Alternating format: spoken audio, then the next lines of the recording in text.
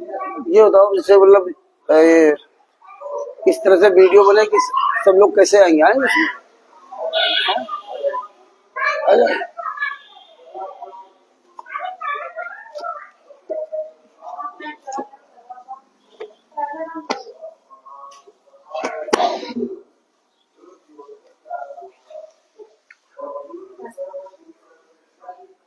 तो रख दो किसी लगा के।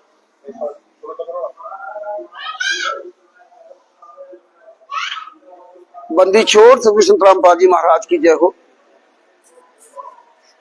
परमात्मा संत रामपाल जी महाराज के आशीर्वाद से आज 12 अप्रैल 2025 को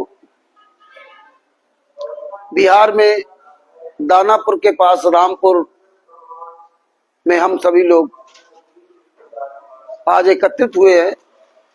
नेपाल से भी कई परमात्मा प्यारी आत्माएं आई, छत्तीसगढ़ से भी आई, उत्तर प्रदेश से भी, कई स्टेट से परमात्मा की प्यारी आत्माएं यहाँ पे इसलिए एकत्रित हुई हैं कि जो संत रामपाल जी महाराज के साथ जो 2014 से 18 नवंबर 2014 से वर्तमान समय तक जो उनको षड्यंत्र करके फंसाया गया और उसका परमात्मा ने प्रमाण सहित जजमेंट से उजागर कराया और सबको सच्चाई पता चली। और पता चलने के बाद अब जो है परमात्मा धीरे धीरे जो आंदोलन का ये रूप लिया है और आने वाले समय में हम रैली, धरना प्रदर्शन, ज्ञापन वगैरह सब वगैरह लोग देंगे, जिससे आम पब्लिक जागे और सरकार जागे। और खास तौर में सबसे पहले जो संत रामपाल जी महाराज के शिष्य हैं वो जागरूक हों। जब ये राष्ट्रीय समाज सेवा समिति गुंडे ग्रुप बना करके और गलत चीजें भेज करके आज पूरी दुनिया में कब्जा कर लिया और हमारे आपके द्वारा ही गलत कराया जा रहा, यानी कि हम लोग इस पर विश्वास करते थे और ये लोग जो उसी विश्वास का फायदा उठा करके हमारा ही धन और धर्म सब कुछ ले लिया। लेकिन परमेश्वर की दया से अब धीरे धीरे इसी तरह से ना पूरे भारत में, नेपाल में, हर जगह परमेश्वर प्रोग्राम करवाएंगे और पूरी दुनिया एक दिन सब जागेगी और हमारे गुरुजी निर्दोष गुरुजी जेल से बाहर एक दिन जरूर आएंगे। तो भगत भाइयों, इसलिए हम आप सब लोग यहाँ पर और अधिक मजबूत होने के लिए, सच्चाई जानने के लिए यहाँ एकत्रित हुए हैं। परमात्मा की बड़ी दया है। बाद बाकी रात में भी सब कार्यक्रम होंगे, जो वीडियोस वगैरह चलाए जाएंगे और हमारे भाई बहन आ जाए वो वीडियो चलाए जाएंगे। बाद बाकी 13 तारीख को चर्चा होगी। तो भगत भाइयों, हम सब लोग जो है मिल करके मंगलाचरण कर लेते हैं परमात्मा का, इसके बाद चर्चा शुरू करते हैं। सदगुरुदेव जी की जय हो। बंदी छोड़ पूर्ण कोई साहब की जय हो। बंदी छोड़ गरीबदास जी महाराज की जय हो। स्वामी रामदेवानंद जी दादा गुरु महाराज की जय हो। सर्व संतों की जय हो। सर्व भक्तों की जय हो। धर्मी पुरुषों की जय हो। श्री काशी धाम की जय हो। श्री सुड़ानी धाम की जय हो। श्री करौथा धाम की जय हो। श्री बरवाला धाम की जय हो। सही गरीब नमो नमो सतपुरुष को नमस्कार गुरु की नहीं। सुर नर मुनि जन साधवा संतों सर्वस्ती नहीं। सतगुरु साहिब संत सब दंडोतम प्रणाम। आगे पीछे मधुए तिन पूजा कुर्बान। नराकार निर्विषणम काल जाल भय भंजनम। निर्लेपम निजयोगणम अकल अनुभ्य शून्य धुनम। सोहम श्रुति समापतम सकल समाना निरतिल। उज्ज्वल हिरंबर हर दाम बेपरवा अथाय। वार पार नहीं मध्यतम गरीब जो सुमिरत सिद्ध होई। गणनायक गलताना करो अनुग्रह सोई। पारस पद परवाना आदि गणेश मनाऊं। गणनायक देवन देवा चरण कमल लोलाऊं। आदि अंत करूं सेवा परम शक्ति संगीतम रे श्री दाता सोई।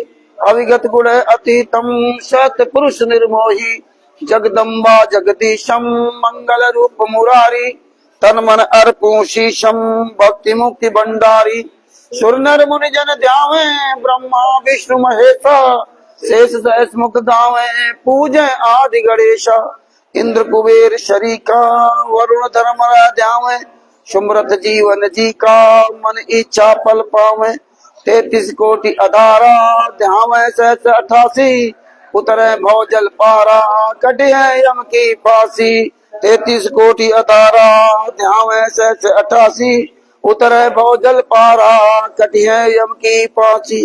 सत साहिब बंदी छोड़ तो संतराम पाल जी महाराज की जय हो। सत साहिब। भगत भाइयों,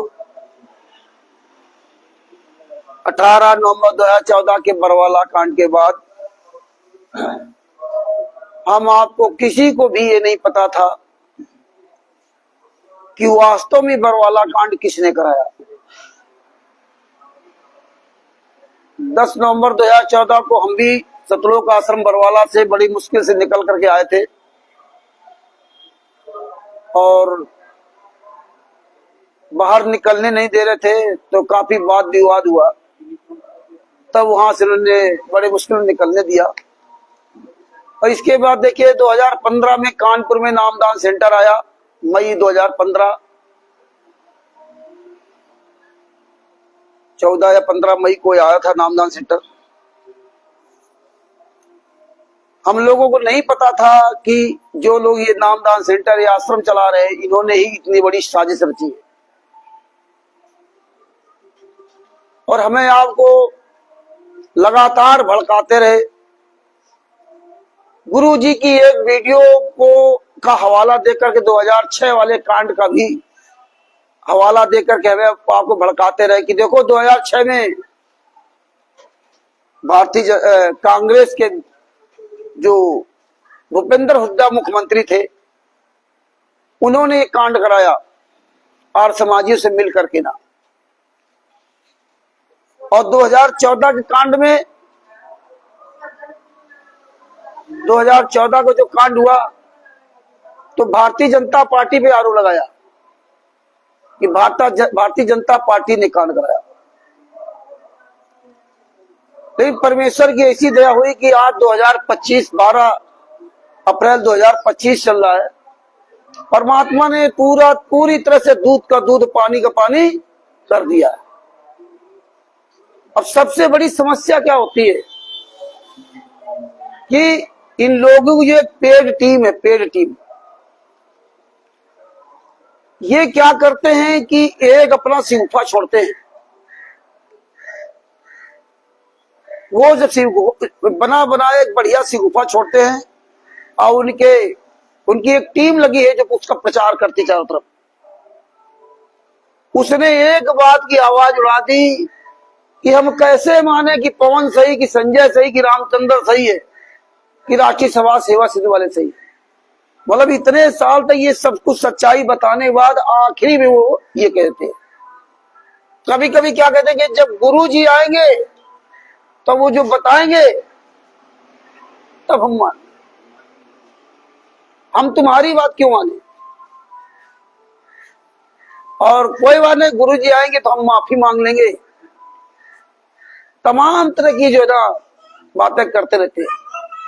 या उन्होंने कोई एक फर्जी वीडियो बना दिया, उनका वकील बोल रहा है और वो लोग बोल रहे हैं, वीडियो डाल दिया और उसमें जो वकील उनका बोल रहा है और जो वो व्यक्ति बोल रहा है, तो आपके मन में ये सवाल नहीं आएगा ये जो व्यक्ति बोल रहा है ये आज तक एविडेंस क्यों नहीं दिया।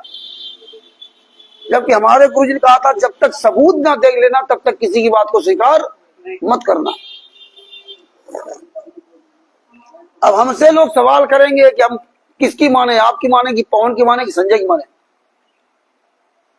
जब आपके पास सारे सबूत है, आपने सब कुछ देखा, इसके बाद आपके अंदर ये सवाल क्यों उठते रहते हैं।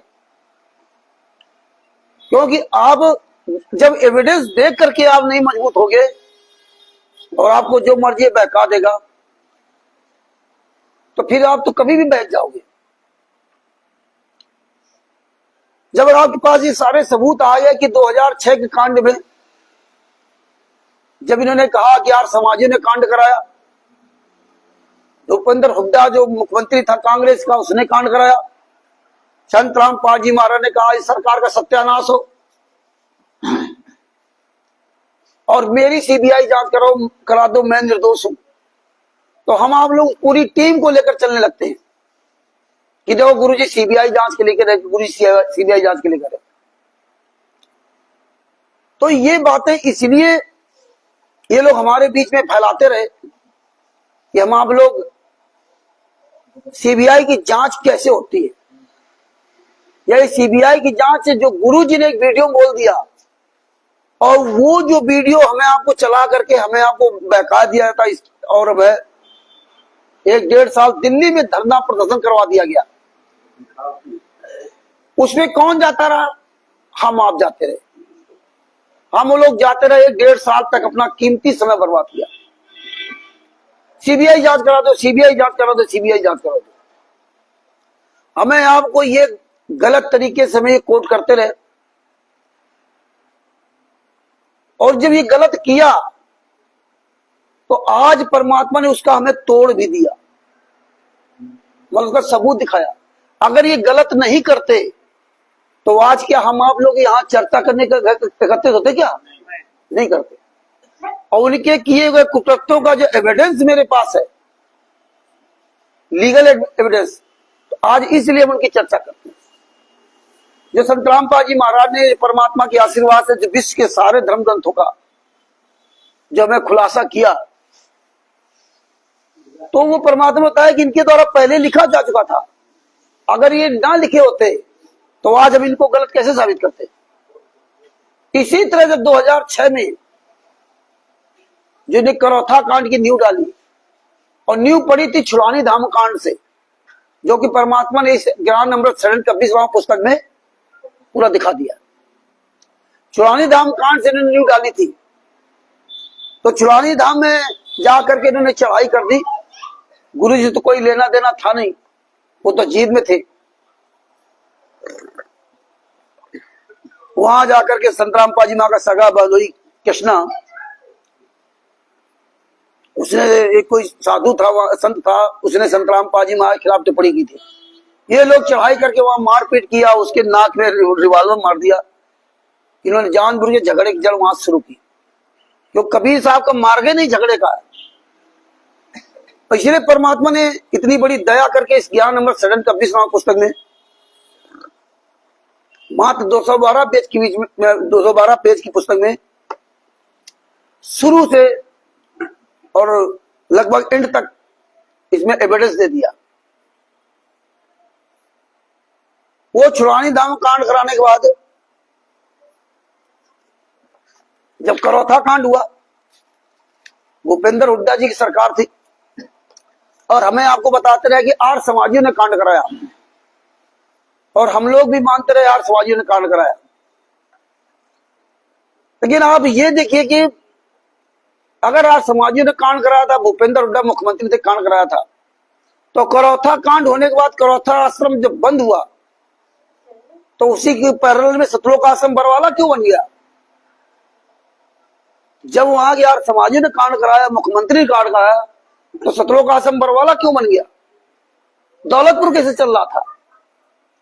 ये बातें हम लोगों को समय सामने समझ में नहीं आई, क्योंकि हम इन पर अपने गुरु की वजह से इन पर कॉन्फिडेंस करते थे।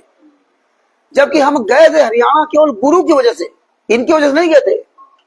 लेकिन हम वहां जाने के बाद गुरु से ज्यादा हम इन पर कॉन्फिडेंस करने लगे, और उसी का फायदा इन्होंने उठाया, हमारा ही आपका इस्तेमाल किया, मेरा ही पैसा, हमारे ही शरीर को इन्होंने हर जगह इस्तेमाल किया। जबकि हम तत्वदर्शी संत के शिष्य थे, कोई ऐरा गैरा शिष्य नहीं थे। अगर तत्वदर्शी संत के शिष्य को कोई झगड़े में और इसमें अगर फंसा दे, धरना प्रदर्शन में, तो फिर हम काहे तत्वदर्शी। लेकिन हम विश्वास इनके करते थे इन पर, और ये विश्वासघात किया। जब विश्वासघात किया तो परमात्मा ने धीरे धीरे इनकी सारी चीजें ये संत राम पाजी महा के आशीर्वाद से मैं आपको समझ में आया यार भूपेंद्र हुड्डा की सरकार कांड करा रहे ये लोग, नाम दे रहा है आर्य समाजियों का, तो भी आर्य समाजियों ने दूसरा आश्रम क्यों बनने दिया? उस आश्रम में हम जा भी रहे और सरकार भी हुड्डा की,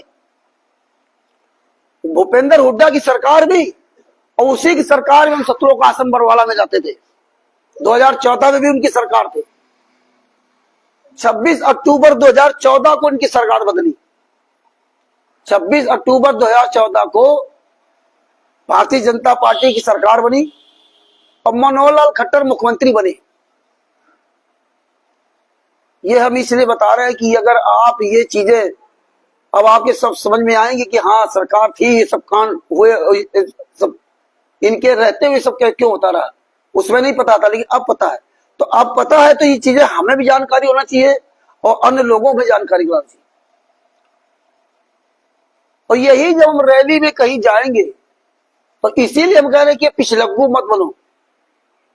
इनके यहाँ रैली में आपको बुलाया गया, इनकी जब दिल्ली में रैली हुई वहां पे उस रैली में कुछ बाहरी पत्रकार वहां घुस गए।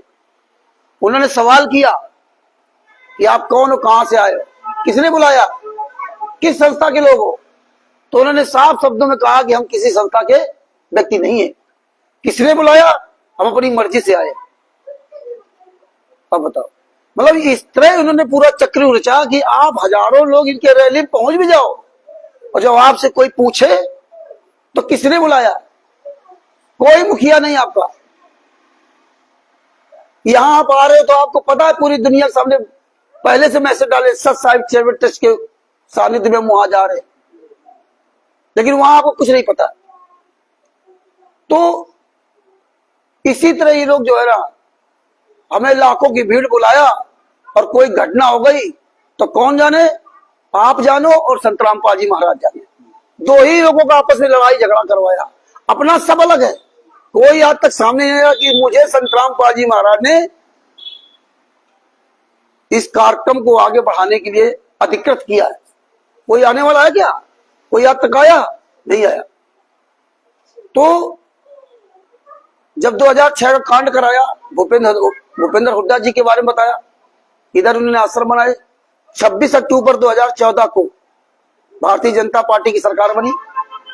मात्र 26 अक्टूबर और 11 नवंबर कितने दिन होते हैं? मात्र 20-22 दिन के अंदर 18 नवंबर मात्र 20-22 दिन के अंदर ही बरवाला कांड करा दिया। बरवाला कांड हुआ क्यों? बरवाला कांड हुआ क्यों? बरवाला कांड तो था ही नहीं, कोई मतलब ही नहीं था, क्योंकि बरवाला कांड तो। दूसरी बात, ये जो नाम दीक्षा है, आध्यात्मिक जो ज्ञान है, ये लीगली प्रोसेस से कोई लेना देना नहीं कि आपको नाम दीक्षा हमने दी या नहीं दी, गुरु बनाया या नहीं बनाया, ये कोर्ट कचहरी वाला काम नहीं है। ये तो आध्यात्मिक ज्ञान है, इंटरनल मामला है, इसके लिए कोर्ट कचहरी को कोई कानून नहीं बना। लेकिन हमें आपको इन्होंने बंदी छोड़ भक्ति मुक्ति ट्रस्ट में नाम दीक्षा देते रहे और उसमें किसी कोई न लीगल साइन और ना उस ट्रस्ट का कोई अधिकृत व्यक्ति अधिकारी साइन या मोहर, कुछ नहीं। जब तक किसी पर्चे पे साइन और मोहर नहीं होगा तब तक वो इस तरह से खुलेआम सब करते रहे। और जब ये कहीं फंसोगे तो पर्चा लेकर कहीं आप दिखाओगे कि मैं संत राम पाजी महा का शिष्य हूं, तो तुमको इसीलिए इलीगल फांस दिया। अगर वो पर्चा लेके बंदी छोड़ भक्ति मुक्ति ट्रस्ट का, कबीर परमेश्वर भक्ति ट्रस्ट का पर्चा लेके आप कहीं भी अगर किसी को दिखा देते हो, क्योंकि इन्होंने ये चाल चली थी कि ये जब फंसेंगे कहीं तो इनको ये पर्चे जो कोई पूछा जाएगा या इनको साबित करना होगा तो आपको दिखाएंगे कि भाई हम संत राम पाजी महा के शिष्य है। कैसे हो? ये पर्चा है। अब आप ये नहीं बता सकते कि पर्चा भरा किसने, आप ये नहीं कह सकते, आप यही कहोगे संत राम पाजी महाराज के शिष्य, तो बदनाम कौन होगा? संत राम पाजी महाराज, क्योंकि उस पर्चे में साइन नहीं है और 4% फ्रॉड में आप अंदर जाओगे। तो इन्होंने ऐसी चाल चली कि आप ही गुरु शिष्य आपस में लड़ते रहो और लड़ा लड़ा के आपके गुरु को अंदर कर दिया। और आज हम आप बाहर जो ना अपने गुरु के दर्शन के लिए सब तरस रहे।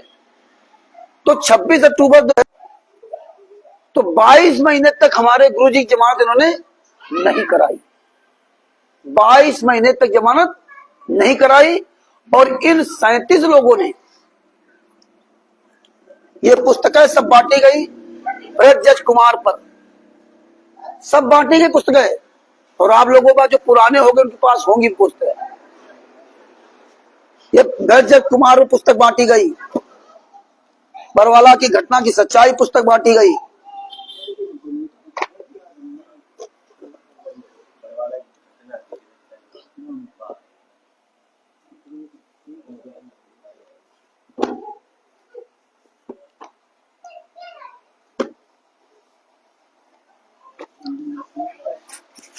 ये बरवाला की घटना की सच्चाई पुस्तक बांटी गई। ये पुस्तक पतली पुस्तक है, इससे मोटी पुस्तक बांटी गई इसी कलर में। इसके बाद ये पुस्तक निकाली गई, बरवाला घटना की सच्चाई, इस कलर में।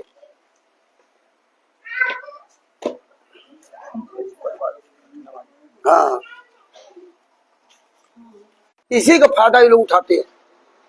आज हमारे जितने भाई बहन 2014 तक के जो बरवाला कांड के पहले के भगत है, उन्हें सब पता है क्या क्या उन्होंने कराया और कैसे कैसे उन्होंने, मतलब जो है बरवाला आश्रम के अंदर जो रहे उनको पता, बाहर रहे उनको पता। तो 2006 से 2008 तक जब 22 महीने तक हमारे गुरुजी जेल में रहे, जेल में रहने के बाद इन्होंने जमानत नहीं कराई। इनकी साजिश कितनी तगड़ी थी, इनकी साजिश कितनी तगड़ी थी कि देखिए कि 99 से पूरा प्लान बना रखा था। प्लान तो बहुत पहले संतराम पाजी महाराज खिलाफ उनका परिवार रचा था, लेकिन 99 से पूरी तरह एक्टिव हो गए थे। जैसे ही संतराम पाजी महाराज सतलोक आश्रम करौथा के अंदर अपना पैर, अपना कदम रखा, लोग जींद में रहते थे, कुटिया बना के रहते थे। कुछ भक्तों ने जिनको लाभ हुआ था उन्होंने आश्रम बनाया था। संतराम पाजी महाराज ने करौथा आश्रम नहीं बनाया था, क्योंकि अब आप सब लोगों के पास धीरे धीरे वीडियो पहुंच गए जिसमें संतराम पाजी महाराज स्वयं कह रहे हैं कि भक्तों ने प्रार्थना की। जब संतराम पाजी महाराज आश्रम बना रहे हैं तब भक्तों की प्रार्थना वाला कोई काम है नहीं। तो ये बातें सब हमें आपको अच्छी तरह समझनी पड़ेंगी। अब ये नहीं कोई कह दे कि वो हमें पवन संजय बोल रहे गलत, सही बोल रहे, या रामचंद्र सही बोल रहे, कौन बोल रहा सही। और जब आप ये सारी चीजें जानने के बाद आपके सामने सारे उत्तर हैं और इन सवाल भी नहीं कर सकते, तो आप इस तरह डाइवर्ट क्यों हो जाते हो? क्योंकि ये जानते हैं कि ये हमसे सवाल न करें, ये राष्ट्रीय सेवा समिति के किसी गुंडे से सवाल न करें। और इस मार्ग में जो 2006 से 2025 चल रहा है, होता है जब कोई व्यक्ति सामने आएगा है, क्या करोगे आप? लीगल प्रोसेस में कोई भी व्यक्ति आज तक सामने नहीं आया और इस संत राम पाजी महाराज के नाम से फर्जी आश्रम बन गए। सब कुछ हो रहा है और उसका सहयोग कौन कर रहा है? हम आप लोग सवाल ही नहीं करते कि भैया ये आश्रम बना रहे, कौन बना रहा है, इसकी जमीन किसके? हम लोग क्यों नहीं सवाल करते? हम लोग सवाल नहीं करेंगे, बस संत रामपाल जी महाराज का नाम पर्याप्त है। मतलब परमात्मा के नाम से कोई कुछ भी गलत करे, आप लीगल सवाल किसी से नहीं करना। लेकिन जब तक जानकारी नहीं थी, भाई एक आदमी विश्वास करता है कि चलो भाई ये बड़े अच्छा गलत नहीं करेंगे, लेकिन जब सब कुछ सामने तुम्हारे आ गया तब तो सवाल करो। बस सामने जब गलत आ गया तो तुम छुपे कहां हो? सामना करो ना पब्लिक का। यही तो हम कह रहे हैं कि पवन सही है, संजय सही, 38 लोग थे संत रामपाल जी महाराज सहित, तो 37 लोग तो अपनी जमात करा के बाहर आ गए। संत रामपाल जी महाराज की जमानत नहीं कराई। क्यों नहीं कराई? संत रामपाल जी महाराज का किसी शिष्य ने जमानत नहीं कराई, संत रामपाल जी महाराज के पत्नी बेटी ने जमानत नहीं कराई, संत रामपाल जी महाराज महेंद्र भगोड़ा भाई या अन्य किसी भी व्यक्ति ने जमानत नहीं कराई। 2006 करौथा कांड के केस में 22 महीने बाद उनको कोर्ट जमानत देता है। कैसे देता है? पर्सनल बॉन्ड पर। अब बताइए, जब 22 महीने जो संत जेल में रहा हो और उसकी कोई जमानत करवाने वाला नहीं था, आज वही मुखिया बने घूम रहे, आज वही मुखिया बने घूम रहे जिन्होंने 22 महीने तक जमानत कलेक्शन होकर के पुस्तकों में लिख करके आप सब लोगों तक आप लोगों सबके पास भेजा गया और दूसरी बात, जो जजमेंट की फाइल है वो आपके पास वैसे फाइल भेजी गई, यहां तक ई कोर्ट सर्विस नामक एप्स दे करके कि आप अपने घर बैठे फाइल दे सकते हो। और पूरे भारत में कोई भी व्यक्ति अपने भी केसों के बारे में घर बैठे रख दो, सुनने आएगी, ये करने आएगी। यही तो बड़ी समस्या है। वैसे नहीं वीडियो बनाते हो, घर में टाइम नहीं मिलता आप लोगों को, यही वही बड़ी बात है ना, क्या कहा जाए। तो ये चीजें अब हमें सब समझ में आई धीरे धीरे। अगर ये गलत किए ना होते तो परमेश्वर की दया से हमें सबूत कैसे मिलते, और सबूत मिले कैसे। सबसे बड़ी बात यह है कि जब हमारे पास जजमेंट की फाइल नहीं थी, जब हम कुछ जानते नहीं थे, तब हम बड़े उतावले होते थे कि हमें जजमेंट की फाइल नहीं देते, ये नहीं करते, वो नहीं करते। यही पवन ठग वगैरह सब कहा करते थे जब मेरठ में आते थे वैसे। और जब ये जजमेंट की फाइल मिल गई तो तब ये गुरु जी के केसों की चर्चा है। तो जब कोई चीज आसानी से भी चीज जब मिल जाती है, इसके बाद हम उसका महत्व नहीं समझते। फिर इसके बाद सवाल करेंगे हम कैसे मान लें कौन सही है, रामचंद्र सही कि पवन सही कि संजय सही, मैंने सही। सारे सबूत आपके सामने हैं, लेकिन आपको एक शब्द उन्होंने कह दिया और वो पूरी हवा फैला दी और आप वही गुणगान करने लगे। कई तरह की भ्रांतियां फैलाई गई, गुरदोही गुरदोही गुरदोही कह दिया गया, हम आप लोग गुरदोही गुरदोही चलाने लगे। आज गुरदोही का पूरा जिसको देखो वही गुरदोही। स्वयं कबीर साहब से लेकर संत रामपाल महाराज तक जितनी कई पीढ़ियां गुजरी, 11 पीढ़ियां, शायद 12वीं पीढ़ी में किसी भी संत ने के अत्याचार के बारे में बात न करे। वो जो राष्ट्रीय सभा सेवा समिति गुंडों के खिलाफ बोले वो गुरमुखी। तो ये परिभाषा किसने बदली? संत रामपाल जी महाराज ने नहीं बदली, और ना शास्त्रों में बदल सकती है। ये परिभाषा हमारे आपके माइंड में इन लोगों ने बदल दिया। हमें आपको यही नहीं पता गुरदोही परिभाषा क्या है, जबकि संत रामपाल जी महाराज बताया गुरदोही के साथ रहना, उठना बैठना, खाना पीना। सिर्फ सुबह घर से निकलने के पहले आपको इसमें बताया था कि क्या करना क्या नहीं करना। कैसे आप इस समाज से लड़ोगे? लड़ने का मतलब नहीं कि मार काट करना, उनको ज्ञान नहीं है तो उनसे आपको नहीं उलझना है।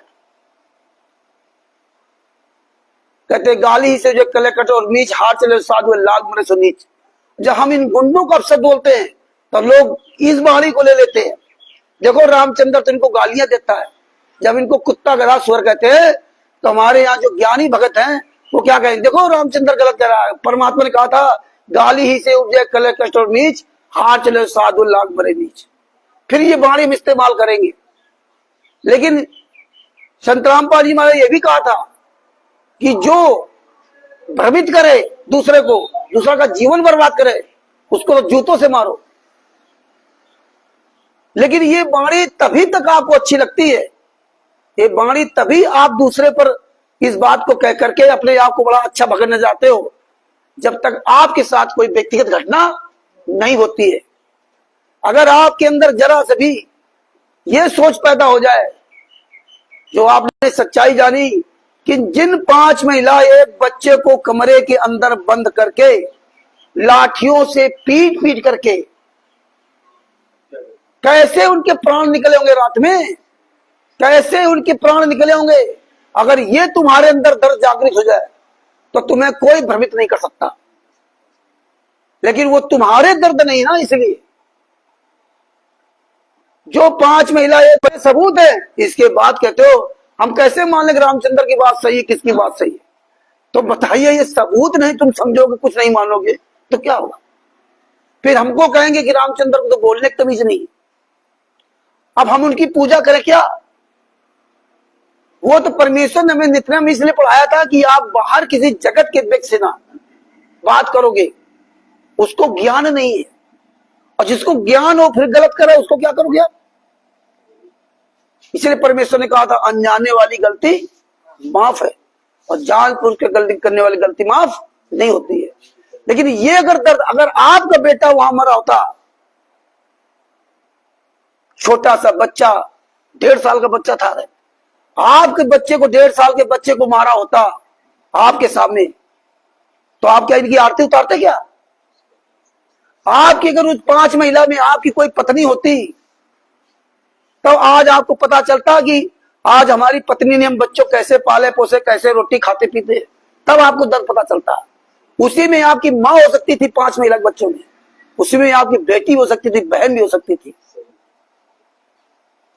जो रात में लाठियों से सीने की हड्डियां जिनकी तोड़ी गई, खोपड़ी की हड्डियां तोड़ी गई, ये पैरों की हड्डियां तोड़ी गई, कितनी दर्दनाक मौत होगी।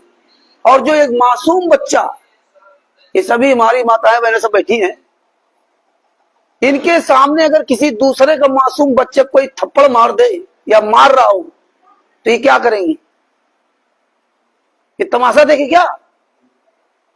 और इनके सामने 5 महिला, एक बच्चे के 5 महिलाओं के बीच में सामने उस कमरे के अंदर उस बच्चे को मारा जा रहा हो तो इनका दर्द क्या कर रहा होगा? ये लोग तो यहां तक तैयार हो जाए, भैया इसको छोड़ दे, ये बच्चा है, मेरी जान ले ले, लेकिन इसको न मारो। क्या क्या उन्होंने विजय प्रार्थना की होगी, कितना इन्होंने, वो बेचारी महिलाएं कैसे तड़प तड़प के उनकी हत्या हुई। और हम आप लोग कहते हो रामचंद्र तो कल जूता उठाता है, रामचंद्र तो गाली देता है। क्या करूं, हम आरती उतारे क्या? लेकिन दर्द तब भी होगा ना जब आप अपना दर्द समझेंगे। मेरा भी एक छोटा भाई, जवान भाई था, खत्म हो गया था। उस दिन से मुझे पता चला कि जब अपना कोई मरता है ना तो कितना दर्द होता है। इसके पहले हमें भी इतना दर्द नहीं था। हम भी गए, कोई गमी हो जाती थी कहीं अपने परिवार में या मित्र यार दोस्त, कहीं भी गए, घाट पर गए, थोड़ी देर सांत्वना दिया, हाँ भैया ठीक, कोई बात नहीं, सब परमात्मा सब ठीक करेगा, एक दूसरे का ऐसे होता है। लेकिन जब मेरा भाई, सबसे छोटा भाई था 3 भाइयों में, जब वो खत्म हुआ, हालांकि उनके आचरण ठीक नहीं थे, शराब पीते थे, पैसा बहुत कमाते थे, सबसे छोटा था 3 भाइयों में, सबसे छोटा था, दुलारा भी था। और जब पैसा खूब लाखों रुपए महीने कमाता था तो पीने के बाद वो फिर पीता नहीं था, तब तो हमारे सामने नहीं बोलता था, तब तो बिल्कुल मतलब सर नहीं उठा सकता था। और पीने के बाद दूसरों ने अगर भड़का दिया तो कहो हमारे घर में आके झगड़ा करने लगे। तो अंत में मुझे देख ले कि यार ये झगड़ा करने आ रहा, तो मैं घर छोड़ के चला जाता था, मैं पड़ोसी के यहाँ चला जाता कि थोड़ी देर पर बड़ा आएगा। उसी में उनकी जान चली गई।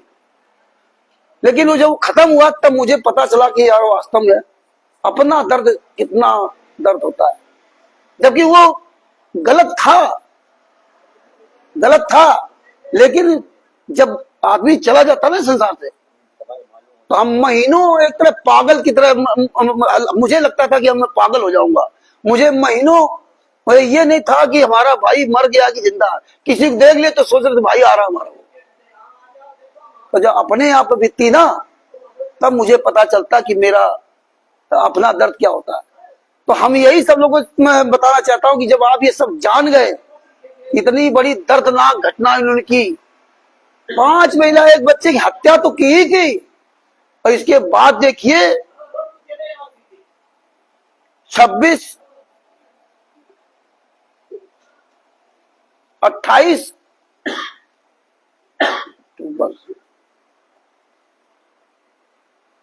महीना, तो इसमें ध्यान नहीं आ रहा, इसमें लिखा हुआ है 28 अक्टूबर या 29 अक्टूबर 2016 में जब कोर्ट में 5 महिला, एक बच्चे की जो हत्या होती, उनके परिवार वालों के कोर्ट में जब बयान हुए तो उन्होंने कोर्ट में बयान दिए।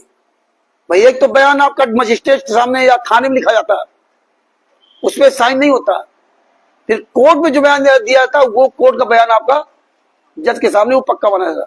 जब वहां इन्होंने दिए 5 महिला बच्चे हत्या होती, इनके परिवारों ने बयान दिए, इनके खिलाफ बयान दिए, और बयान देने के बाद ये 11 नवंबर, डेट में महीने में फर्क हो सकता है, इसमें शायद इसमें सब लिखा है, इसमें ध्यान नहीं आ रहा, लगभग 14-15 दिन बाद उनके बयान बदलवा दिए गए कोर्ट में। उनको वाकायदे एफिडेविट लगा के बयान बदलवाए गए। अब देखो बयान में लिखवाया क्या कि हम जो हमारे जो परिवार के जो लोगों की मौत हुई है, पुलिस वालों ने मार डाला और आंसू गैस से मर गए। किससे मर गए? आंसू गैस से। सच है, वही सच है। इधर ये लोग देखो उनके परिवार वालों के बयान बदलवा दिए कि आंसू गैस से मर गए, और हत्यारे क्या कह रहे कि हाँ हमने मारा। 28 गुंडे कोर्ट में बयान दे रहे कि हाँ हमने मारा, और मृतक के परिवार वाले से बुलवा दिया कि इन्होंने नहीं मारा। देखिए कितनी बड़ी साजिश की, वो भी तो हमारे भाई बहन है ना। कितनी बड़ी साजिश उनके साथ की कि उनको ही उल्टे बयान दिलवा करके उनको ही फंसा दिया। उनके ही परिवार वाले मर गए और आज वही केस भोग रहे। केस तो 16-17 अक्टूबर 2018 को FIR नंबर 429 खत्म हो गया, लेकिन उन पर नया केस कोर्ट लगा दिया, हॉस्टाइल करने का, मतलब झूठ बोलने का, बयान बदलने का, और बाकायदे एफिडेविट दिलवा दिया। बताइए, और ये वहीं खुलेआम बयान दे रहे हैं कि नहीं हमने हत्या की है। इन्होंने अपने बयान बदले नहीं, लेकिन उनसे बयान बदलवा दिए। और वो फर्क किस पे पड़ा जाकर के? संतराम पाजी महाराज। इधर ये देखो, इन्होंने संतराम पाजी को फंसाया, चाल देखिए इनकी चाल है। इधर तो ने आरोप लगा दिया कि इनके कहने पर हमने हत्या की, और उधर उनके द्वारा कहलवा दिया कि इन्होंने नहीं मारा। वो इन्होंने फंसा दिया और इधर उन्होंने बचा दिया। और कोर्ट की उसमें क्या हुआ कि शायद ये जो है इन सबको बचा रहे हैं, इसलिए बयान बदल दिए। तो ये बातें जब हम आपके पास सारी सच्चाई पहुंच गई, तो इससे बड़ा और क्या आपको जानकारी हासिल करवाई जाए। लेकिन वो अन्य बातों में ये बातें छुप जाती है कि 5 महिलाएं बच्चों को किस तरह इन्होंने मारा, ये सब छुप जाती है। तो इसी तरह 2006 वाला जो कांड कराया, तो इन्होंने प्लानिंग के तहत संतराम पाजी मां की जमानत नहीं कराई थी, प्लानिंग के तहत। और देखिए संतराम पाजी मां जेल से आने के बाद 22 मार्च 2008 ऐसे कुछ है, 22 अप्रैल 2008 में संतराम पाजी मां जेल से बाहर आए हैं। जब जेल से बाहर आए और आने के बाद उन्होंने तुरंत टाटा सफारी गाड़ी खरीदी, वो भी बुलेट प्रूफ बकायदे गाड़ियां खरीदी। 2 गाड़ियां खरीदी, ये हम लोगों को नहीं पता था। इसके बाद देखिए परमेश्वर दया कैसे करते हैं। जब बरवाला कांड हुआ तो उसमें जो गाड़ी पकड़ी, गाड़ियां जो बरामद हुई थी, बुलेट प्रूफ गाड़ियां, गाड़ी तो नॉर्मल मतलब जो गाड़ी तो कीमती वो थी 18-20 लाख की, लेकिन को बुलेट प्रूफ बनवाने में 40-50 लाख रुपए खर्च आता है, या जिस स्तर की बुलेट प्रूफ बनवाओ हिसाब से उसका खर्चा आता है। जब 2014 कांड में मीडिया ने वो गाड़ी को दिखाया, ये हम आप सब सुनते रहे, लेकिन हम उतनी गहराई से वहां तक नहीं जा पाए, क्योंकि ना वो गाड़ी नंबर हमें प्राप्त हुआ और ना वो गाड़ियां हमने देखी थी। और देखी भी थी, बरवाला में गए तो नॉर्मल सब गाड़ियों की तरह जानते थे। तो ये अभी लगभग 1.5 साल पहले, 2 साल पहले की बात है, एक वीडियो बरवाला कांड वाला वीडियो देखा, उसमें उस गाड़ी का कोई बोल रहे थे कि बुलेट प्रूफ गाड़ी बरामद हुई। तो गाड़ी का उसमें दिखाया कि ये गाड़ी, मतलब पूरा वीडियो चल रहा था, लेकिन उसको अपने पॉज करके उसको बड़े मतलब जो है बड़ी सफाई के साथ बड़ा धीरे धीरे उसको चला करके ना एक एक शब्द मिलाकर उसका गाड़ी नंबर खोजा। जब उसका गाड़ी नंबर मिला, गाड़ी नंबर मिलने के बाद अब परमात्मा ने देखो RTO एप्स, ई कोर्ट सर्विस, अगर ये परमेश्वर ने अगर हमें आपको पहले से व्यवस्था ना कराई होती तो क्या हम जान पाते इनके बारे में? कभी नहीं जान पाते। और इसके अलावा ये परमेश्वर अगर ये चीजें ना भेजते तो हम कहां पाते। ये FIR नंबर 429 की फाइल, एक महाराष्ट्र साइड का लड़का था, वो है भी है दिलीप दास, वो साइंस आर्ट की पढ़ाई कर रहा था, और हमारी तो हर जगह सब लोगों से चैटिंग होती थी, बातचीत होती थी। उस लड़के ने काफी वहां सहयोग किया, वहां के कई भक्तों को जुड़वाया भी।